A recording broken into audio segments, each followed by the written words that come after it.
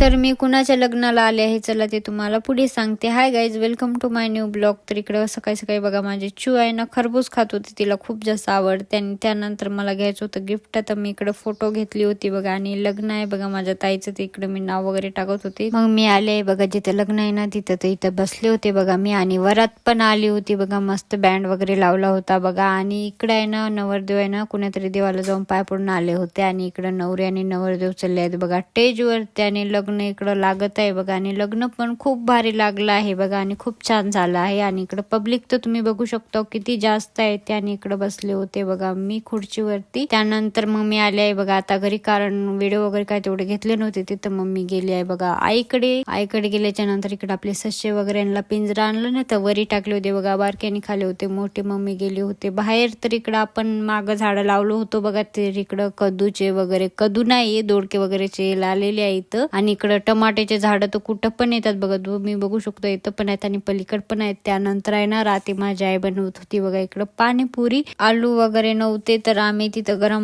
म्हणजे ते मसाले दिसत आहे ना बघा पाणीपुरीचा, तर तेच पाणी वगैरे केलं होतं माझ्या आईनं, पण खूप भारी लागत होतं, म्हणजे खूप जास्त तिखट वगैरे झालं होतं ते. तर इकडं आम्ही रात्री आहे ना बघा इकडं खरबूज वगैरे खात होतो सगळेजण. आणि तुम्हाला आता भेटते नेक्स्ट ब्लॉग मध्ये आणि चॅनलला सबस्क्राईब करायला विसरू नका.